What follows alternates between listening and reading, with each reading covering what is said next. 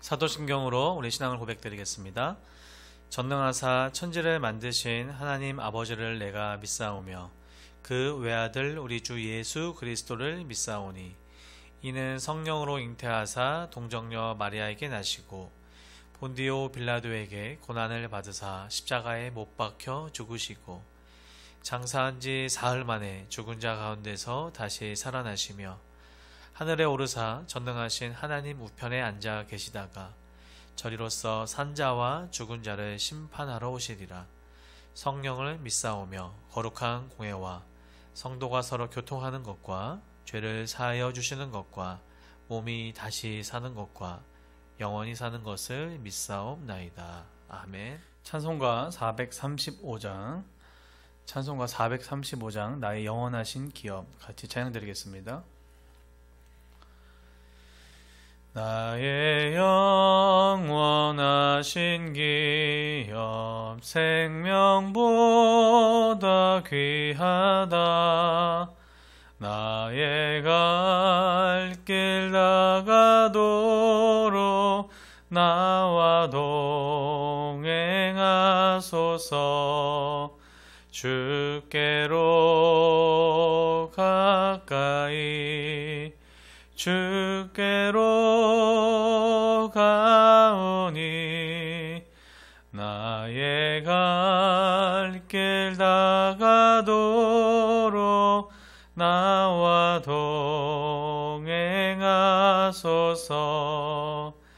세상 부귀한 일함과 모든 명예 버리고 험한 길을 가는 동안 나와 동행하소서. 주께로 가까이 주께로 가오니 나의 갈 길 나가도록 나와 동행하소서. 어두운 골짝 지나가며 험한 바다 건너서 천국 문에 이르도록 나와 동행하소서. 주께로 가까이 주께로 가오니 나의 갈 길 나가도록 나와 동행하소서. 아멘. 이 시간 함께 나눈 하나님 말씀은 여호수아서 13장 24절로 33절입니다. 여호수아 13장 24절로 33절 말씀 같이 교독하겠습니다. 모세가 갓 지파 곧 갓 자손에게도 그들의 가족을 따라서 기업을 주었으니 그들의 지역은 야셀과 길르앗 모든 성읍과 암몬 자손의 땅 절반 곧 라빠 앞에 아로엘까지와 헤스본에서 라만 미스베와 모도남까지와 마하나임에서 드빌 지역까지와 골짜기에 있는 벳 하람과 벳 니무라와 숫곳과 사본 곧 헤스본 왕 시온의 나라의 남은 땅 요단과 그 강가에서부터 요단 동쪽 긴네렛 바다의 끝까지라. 이는 갓 자손의 기업으로 그들의 가족대로 받은 성읍들과 주변 마을들이니라. 모세가 므낫세 반 지파에게 기업을 주었으되 므낫세 자손의 반 지파에게 그들의 가족대로 주었으니 그 지역은 마하나임에서부터 온 바산 곧 바산 왕옥의 온 나라와 바산에 있는 야일의 모든 고을 60성읍과 길르앗 절반과 바산 왕옥의 나라 성읍 아스타롯과 에드레이 아라. 이는 므낫세의 아들 마길의 자손에게 돌린 것이니 곧 마길 자손의 절반이 그들의 가족대로 받으니라. 요단 동쪽 여리고 맞은편 모압 평지에서 모세가 분배한 기업이 이러하여도 오직 레위 지파에게는 모세가 기업을 주지 아니하였으니 이는 그들에게 말씀하신 것과 같이 이스라엘의 하나님 여호와께서 그들의 기업이 되심이었더라. 아멘. 함께 나눌 하나님의 말씀은 제목을 이렇게 한번 지어봤습니다. 우리의 기업이라는 제목으로 함께 은혜를 나누려고 합니다. 계속해서 아침마다 이른 새벽마다 여호수아 말씀을 나누고 있는데요. 총 여호수아는 24장으로 되어 있습니다. 크게 세 부분으로 나눌 수가 있습니다. 1장부터 12장까지는 하나님께서 약속하신 가나안 땅의 정복의 과정을 우리에게 보여주고 13장부터 22장까지는요. 그 정복한 땅을 분배하는 장면이 나옵니다. 그리고 23장, 24장에는 여호수아의 고별 연설과 또 언약 갱신으로 마무리를 하는데 우리는 지금까지 전반부를 다 살펴보았습니다. 여호수아에서는 하나님께서 약속하신 땅에 대한 정복과 또 분배하는 것이 주된 내용입니다. 그런데 우리가 잊지 말아야 할 것이 있습니다. 그것이 뭐냐면 이 모든 일을 주관하시는 분이 바로 여호와 하나님이시라는 겁니다. 13장 1절에는요. 우리가 어제 살펴봤지만 여호수아가 나이가 많아 늙음에라고 시작을 하고 있습니다. 여호수아의 나이가 정확히 몇 살인지는 모르지만 추정하기로는 90에서 100세로 여겨지는데 지금까지 12장까지는 정복 전쟁에 대한 이야기였다면 13장부터 새로운 국면으로 전환이 되는 것이죠. 앞으로 여호수아의 남은 사역은 정복한 땅들을 분배하는 사역이 바로 13장부터 시작입니다. 우리 하나님께서는 참 친절하십니다. 왜냐하면 여호수아와 이스라엘 백성이 가나안 땅을 정복하게 하신 모든 과정에서도 그랬지만 여호수아에게 나타나셔서 또한 명령을 하시고 친절하게 이야기하십니다. 13장 7절에는 이렇게 나와 있습니다. 너는 이 땅을 9지파와 므낫세 반지파에게 나누어 기업이 되게 하라 하셨더라. 아멘. 하나님께서 모든 것의 주관자 되셔서 일일이 이야기해 주시는 것이죠. 우리는 성경을 읽을 때 때때로는 성경의 인물들에 집중하면서 그러한 대단한 업적을 이루었다라고 생각하지만 그들을 사용하셨던 하나님을 절대 놓쳐서는 안 됩니다. 모세의 뒤를 이어서 여호수아를 사용하신 하나님께서는 모세와 함께 했던 것처럼 여호수아 너와 함께 하겠다라고 말씀하셨고 그 약속을 신실하게 지키십니다. 그렇기 때문에 땅을 정복하고 이제는 분배하는 그런 모든 과정에 다다를 수 있었던 것이죠. 하나님께서는 여호수아에게 친히 말씀해 주셨습니다. 여호수아는 하나님의 뜻대로 말씀대로 순종하면서 정복 전쟁을 이끌었고 이제는 지파별로 분배하기 시작합니다.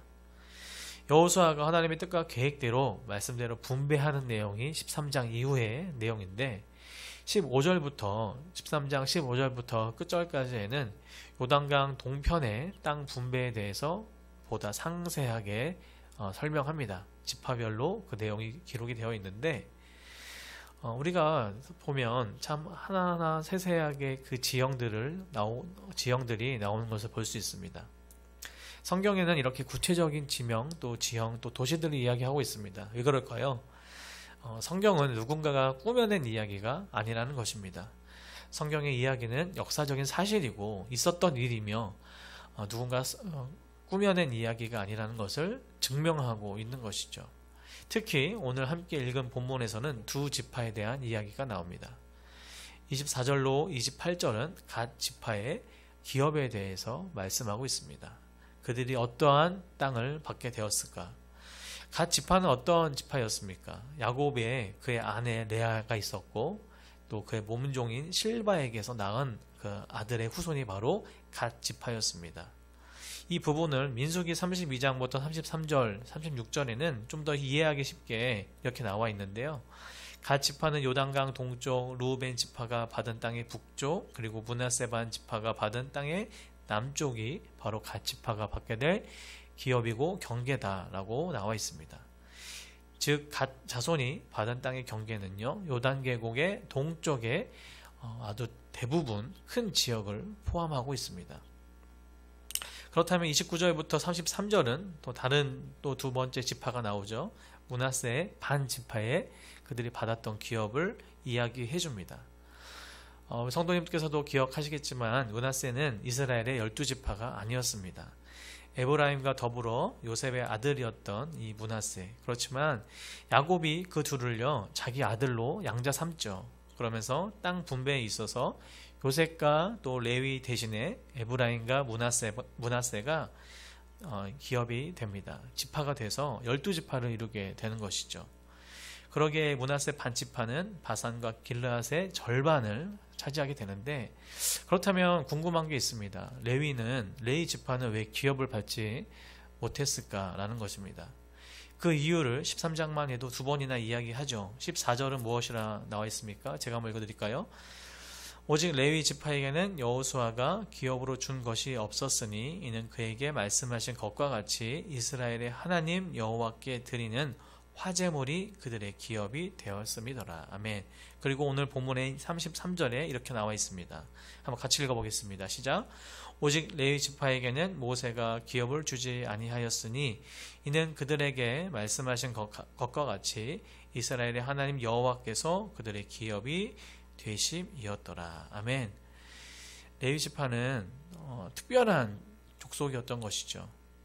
이스라엘이 여호와께 드릴 제물이 바로 레위의 기업이고, 땅을 기업으로 받는 대신에 여호와께 드리는 이 화제물을 기업으로 받은 지파가 바로 레위 지파입니다.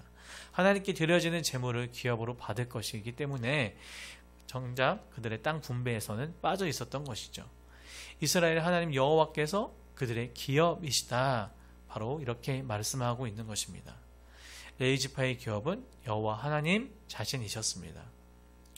레위 지파에게는 온 땅의 주인이신 하나님 자신이 그들의 기업이 되어 주셨기 때문에 레위인들에게는 비록 땅의 분배에서 빠져 있었지만 정말 특별한 또 특권을 갖고 있었던 것이죠.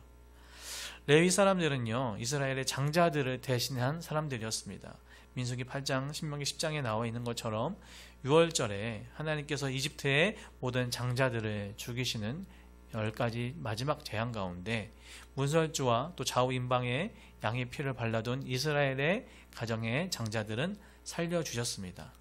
이 사건이 유래가 되어서 레위 사람들은 하나님 가정의 장자들을 살려주신 이 사건을 통하여서 레위 사람들은 하나님의 특별한 소유가 된 것이죠.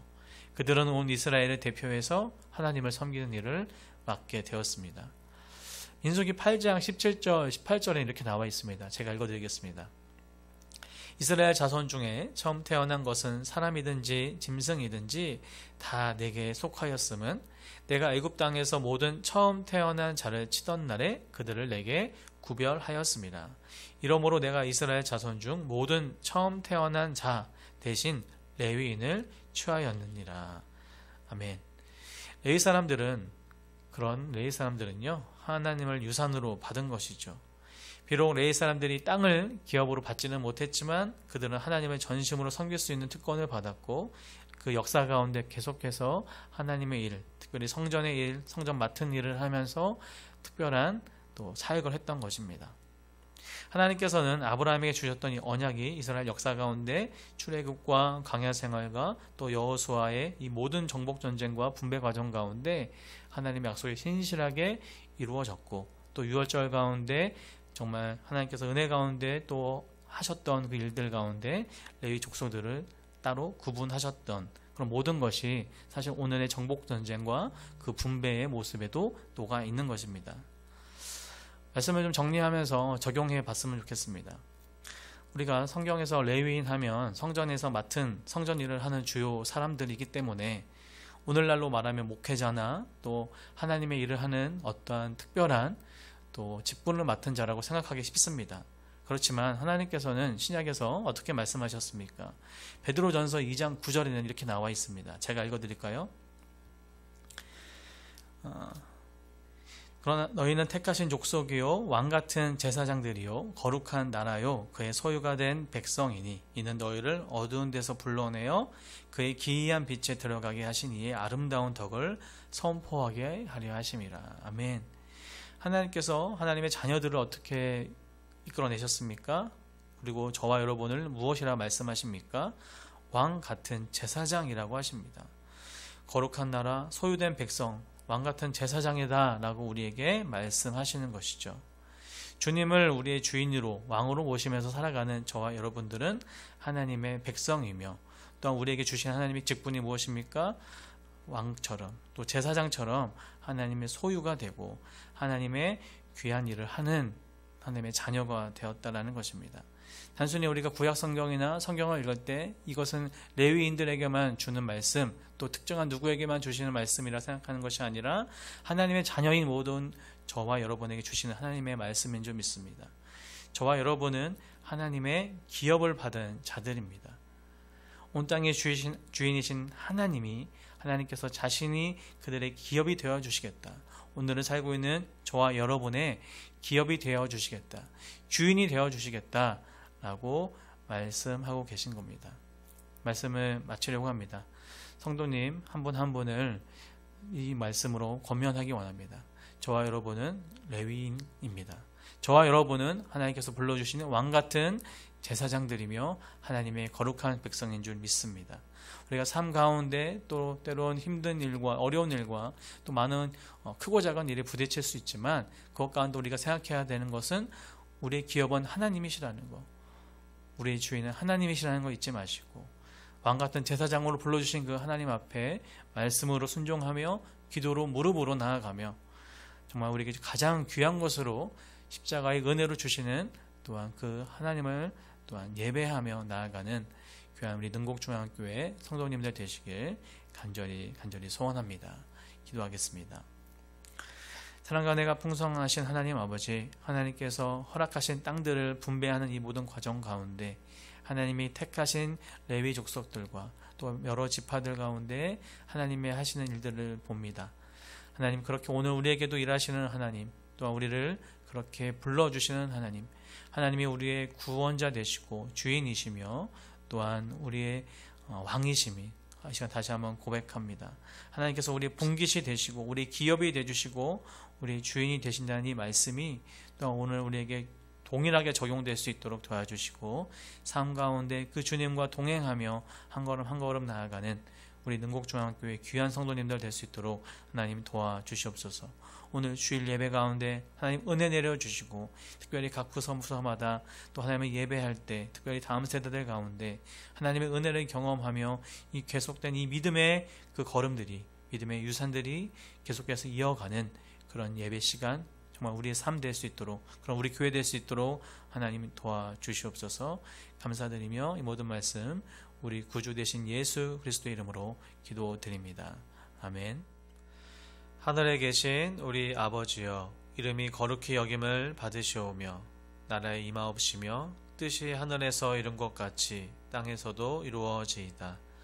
오늘날 우리에게 일용할 양식을 주옵시고 우리가 우리에게 죄 지은 자를 사하여 준 것 같이 우리 죄를 사하여 주옵시고 우리를 시험에 들게 하지 마옵시고 다만 악에서 구하옵소서. 대개 나라와 권세와 영광이 아버지께 영원히 있사옵나이다. 아멘.